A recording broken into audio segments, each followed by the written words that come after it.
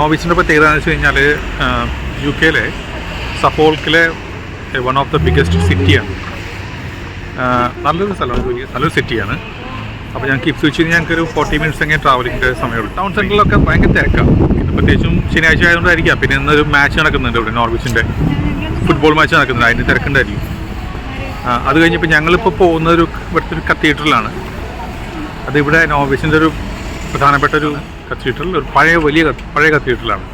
അപ്പോൾ അവിടേക്ക് ഇപ്പോൾ ഞങ്ങൾ എൻ്റർ ചെയ്യാൻ പോവുകയാണ് കത്തീഡ്രലിനകത്തേക്ക്. ടൗണിൻ്റെ അടുത്ത് തന്നെയാണ്. ഈ കാണുന്ന കത്തീഡ്രലിൻ്റെ എൻട്രിയാണ്, അകത്തേക്ക് ഇറക്കുന്ന എൻട്രി.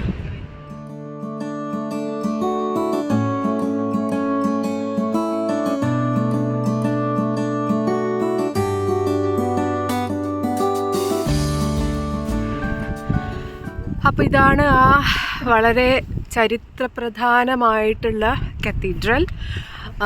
ഇത് 10th സെഞ്ച്വറിയിലെങ്ങാണ്ട് നിർമ്മിച്ചതാണ്. അതായത് 900 ഇയേഴ്സ് പഴക്കമുണ്ട് ഇതിന് എന്നാണ് മനസ്സിലാക്കാൻ സാധിക്കുന്നത്. നല്ല ലാൻഡ്സ്കേപ്പ്, നല്ല 2 പ്രതിമകൾ.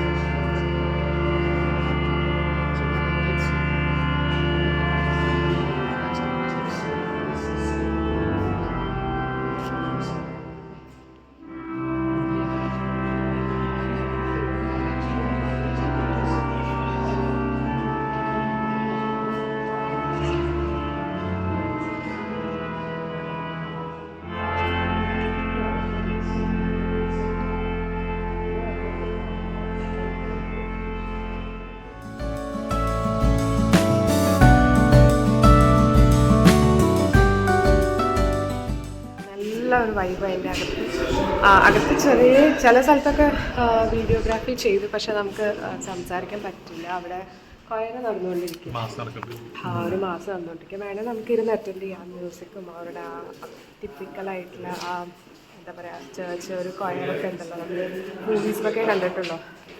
അപ്പോൾ അതൊക്കെ നല്ല രസമായിരുന്നു കേൾക്കാനായിട്ട്. അപ്പോൾ നല്ല കത്തീഡ്രലായിരുന്നു, പറഞ്ഞ പോലെ തന്നെ നല്ല കാണാൻ നല്ല രസമുണ്ട്. കാണാൻ അതിനകത്ത് ഒരുപാട് സ്ഥലം പഴയ കത്തീഡ്രൽ നന്നായിട്ട് മെയിൻറ്റെയിൻ ചെയ്തിട്ടുണ്ട്.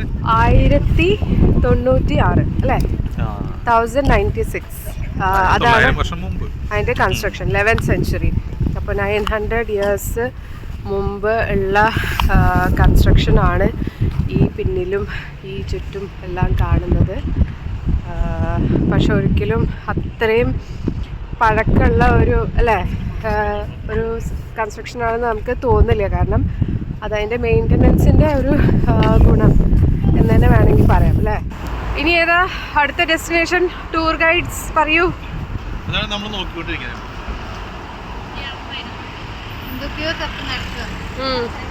ചായ കുടിക്കണോ, വെള്ളം കുടിക്കണോ, ജ്യൂസ് കുടിക്കണോ? പാനി തപ്പിലെ റോഡരികെ ആ തുടി പഞ്ചാരി കൊട്ടിലെ കാതരികെ പ്രേമിക്കുടു നീ സുമ്മവാരികെ. അപ്പൊ ചായപ്പാനി തപ്പിയിട്ട് ഞങ്ങളൊരു റെസ്റ്റോറൻറ്റിൽ കയറി. ബ്രസീലിയൻ റെസ്റ്റോറൻറ്റ്, ലൈറ്റായിട്ടൊരു ചിപ്സ് അങ്ങനത്തെ സാധനങ്ങളാണ് പറഞ്ഞിട്ടുണ്ട്. മാടും എന്തൊരു പോക്ക് അങ്ങനത്തെ ജസ്റ്റ് ചായ അല്ല, ജസ്റ്റ് ഒരു ഇടനേരം. മെയിനായിട്ട് നല്ല തണുപ്പാണ് പുറത്ത്. അപ്പോൾ കുറച്ച് തണുപ്പിൽ കുറച്ച് രക്ഷപ്പെടാൻ വേണ്ടി കരുതുന്നതാണ്. ഭയങ്കരയ്ക്ക് എന്തെങ്കിലും ചെറുതായിട്ടൊന്ന് കുടിച്ചിട്ട് പോകാം.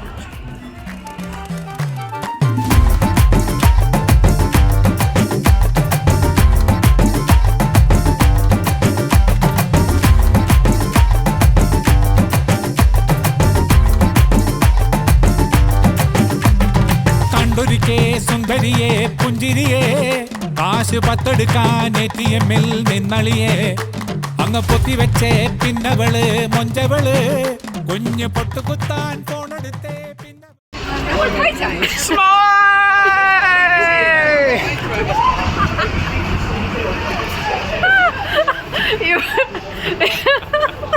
നമുക്ക് ഭ്രാന്തായതാണോ? അല്ല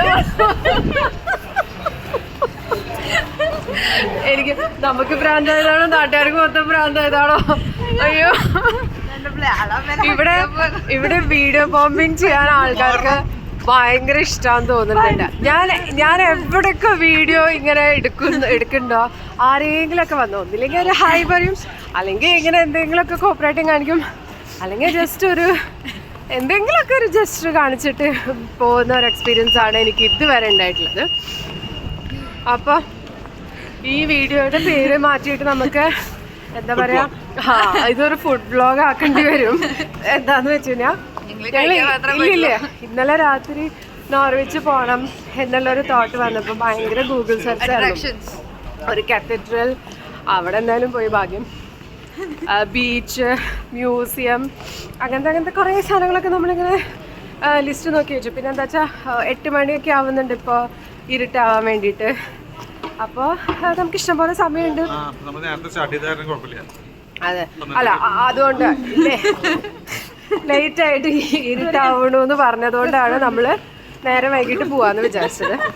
അപ്പോൾ ഇന്നിപ്പോൾ ആക്ച്വലി ഉണ്ടായത് എന്താന്ന് വെച്ച് കഴിഞ്ഞാൽ ഇപ്പം തന്നെ ഒരു കോക്കും സാധനങ്ങളൊക്കെ കഴിച്ച് ചിപ്സൊക്കെ കഴിച്ചിട്ട് ഒരു കടയിൽ നിന്ന് ഒരു റെസ്റ്റോറൻറ്റിൽ നിന്ന് ഇറങ്ങിയതേ ഉള്ളൂ. അടുത്ത ഡെസ്റ്റിനേഷൻ റെസ്റ്റോറൻറ്റിലേക്ക് പോവാ. കൈരളി എന്ന് പറഞ്ഞ ഒരു മലയാള റെസ്റ്റോറൻറ്റ് നമ്മൾ കണ്ടുപിടിച്ചിട്ടുണ്ട്. റിവ്യൂസൊക്കെ അടിപൊളിയാണ്, നമ്മുടെ നാടൻ പൊറോട്ട അങ്ങനത്തെ സംഭവങ്ങളൊക്കെ. അപ്പോൾ ഞങ്ങൾ ഇവിടുത്തെ നോർവിച്ച് ബസ് സ്റ്റേഷനിലാണ് വന്നിരിക്കുന്നത്. നല്ല ഓർഗനൈസ്ഡ് ആണ് ഇവിടുത്തെ ബസ് സ്റ്റേഷൻസൊക്കെ. ഇപ്പം നമ്മുടെ ബസ് വരുന്നത് ജെ ആണ്, സ്റ്റാൻഡ് ജെ.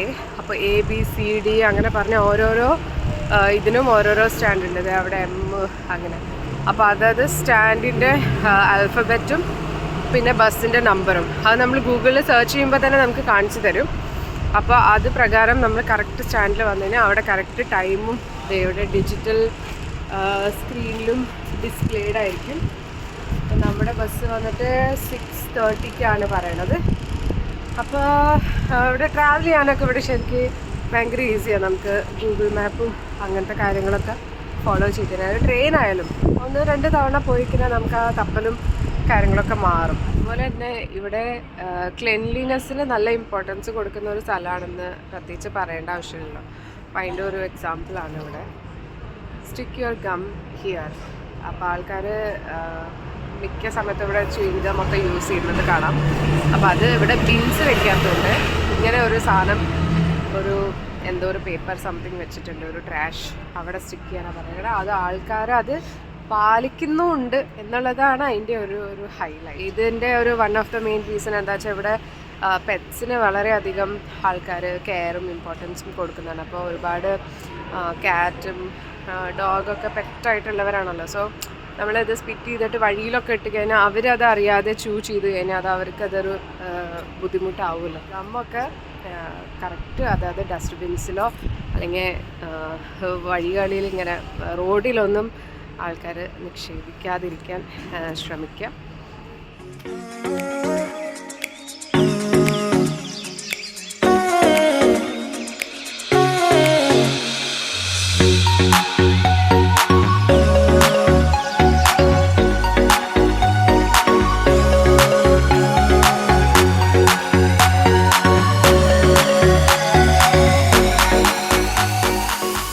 അങ്ങനെ നമ്മുടെ ഫൈനൽ ഡെസ്റ്റിനേഷനായ കേരം സൗത്ത് ഇന്ത്യൻ റെസ്റ്റോറൻറ്റിലേക്ക് നമ്മളെത്തി. റിവ്യൂസൊക്കെ വായിച്ചു, നല്ല അടിപൊളിയായിരുന്നു. ഇനി ടേസ്റ്റും കൂടി നോക്കിയിട്ട് എങ്ങനെയാണെന്ന് നമുക്ക് എക്സ്പ്ലോർ ചെയ്ത് നോക്കാം.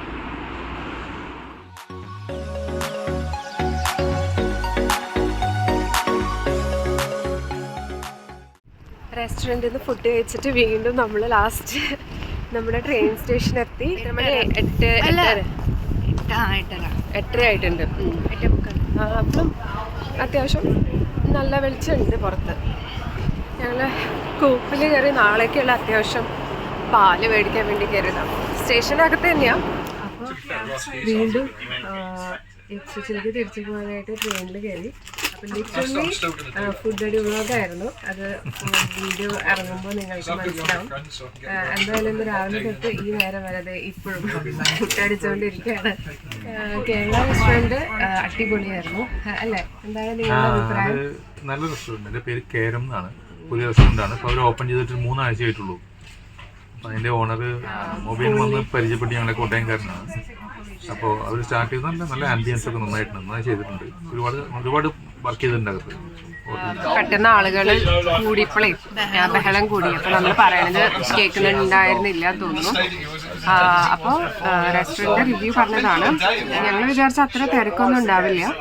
നമ്മൾ ബുക്ക് ചെയ്തിട്ടാണ് പോയത്. പക്ഷെ ഞങ്ങൾ ചെന്ന സമയത്ത് അത്ര തിരക്കുണ്ടായിരുന്നില്ല. പക്ഷെ ഇപ്പം ഇറങ്ങാറാകുമ്പോഴത്തേക്കും ഫുള്ള് ആളുകൾ, അതും ഇവിടുത്തുകാരും ഇംഗ്ലീഷുകാരും ഒരുപാട് പേര് വരുന്നുണ്ട്, മലയാളീസ് മാത്രമല്ല. അപ്പോൾ നോർവെച്ചിലുള്ളവർ എന്തായാലും ഒന്ന് ട്രൈ ചെയ്ത് നോക്കിക്കോളൂ. ഒരു 1 മന്ത് കൂടി കഴിഞ്ഞ് കഴിഞ്ഞാൽ എനിക്ക് തോന്നുന്നത് അത് നല്ല രീതിക്ക് ഫുള്ളി ഫങ്ഷണൽ ആയിക്കോളും. അപ്പോൾ അതായിരുന്നു ഇന്നത്തെ നമ്മുടെ വ്ളോഗ്. ഇനി അടുത്തൊരു വ്ളോഗിൽ അടുത്ത വിശേഷങ്ങളായിട്ട് നമ്മൾ വരുന്നതായിരിക്കും. Bye bye.